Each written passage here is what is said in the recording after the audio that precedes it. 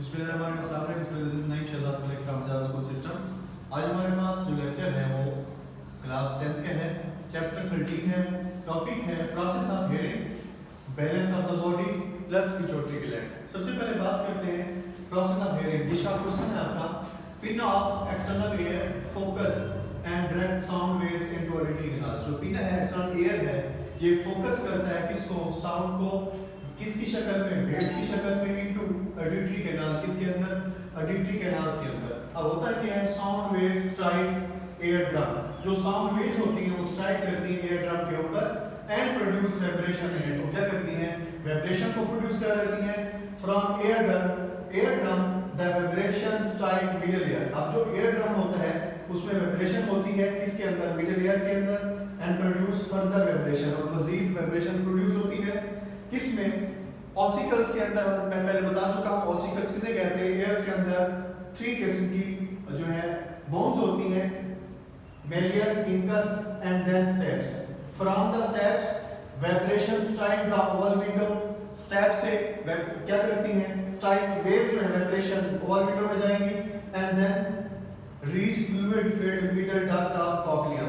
यहां के बाद अब कॉक्लिया में क्या होता है, fluid of cochlea is moved and receptor cells generate are nerve impulse. Cochlea के अंदर रिसेप्टर सेल मौजूद होते हैं जो कि जनरेट करते हैं किसको, नर्व इम्पल्स को, which travel to brain and interpreted as a sound. अब वो मैसेज नर्व इम्पल्स की शक्ल में किसको जाएगा, ब्रेन को जाएगा और वो इंटरप्रेट करेगा एज अ साउंड के तौर पे।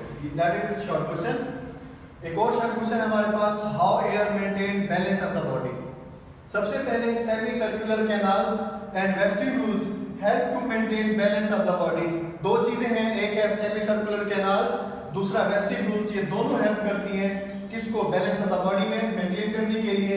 Semi circular canal contain sensory nerves.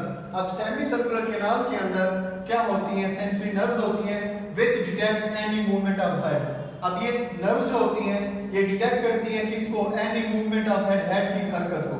इसके बाद वेस्टिब्यूल का क्या काम है, vestibule can detect any changes in posture of the body. The neuron coming from these two receptor reach cerebellum through auditory nerves.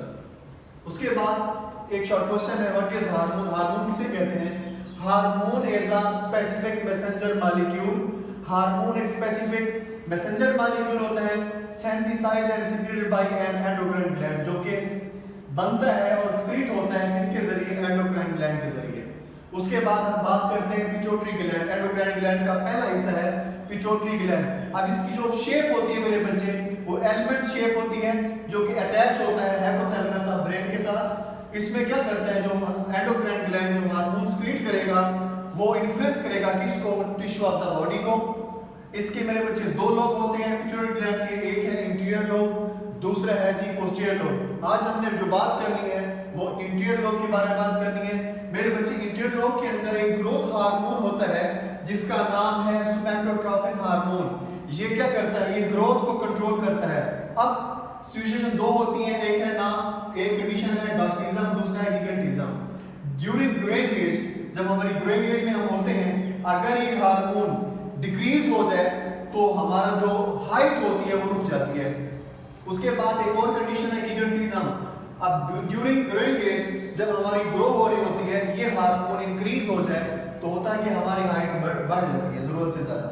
उसके बाद एक और कंडीशन है एक्रोमेगेली। इसमें क्या होता है, आफ्टर ग्रोइंग एज, इसमें हार्मोन जो है आफ्टर ग्रोइंग एज 18 ईयर के बाद अगर ये हार्मोन बढ़ना शुरू हो जाए तो होता क्या है, या स्प्लिट होना शुरू हो जाए तो होता क्या है, जो पर्सन की जो जॉ बोन्स होंगे वो जबड़े होंगे, वो बड़े होंगे, हैंड बड़े होंगे, फीट बड़े होंगे, हाइट बड़ी होगी। इसकी एग्जांपल मैं अक्सर बच्चों को देता हूं, ग्रेट खाली रेसलर है, उसकी हाइट आप देख लें। इसके अंदर इसके अलावा एंडोक्राइन ग्लैंड के अंदर एक और हार्मोन है जिसका नाम है थायराइड स्टिमुलेटिंग हार्मोन। इसको कहते हैं TSH। ये क्या करता है, ये इन्फ्लुएंस करता है किसको, रिप्रोडक्टिव ऑर्गन्स को। और इसके अलावा दूसरा फंक्शन इसका ये है कि ये कंट्रोल करता है किसको, एड्रेनल ग्लैंड को।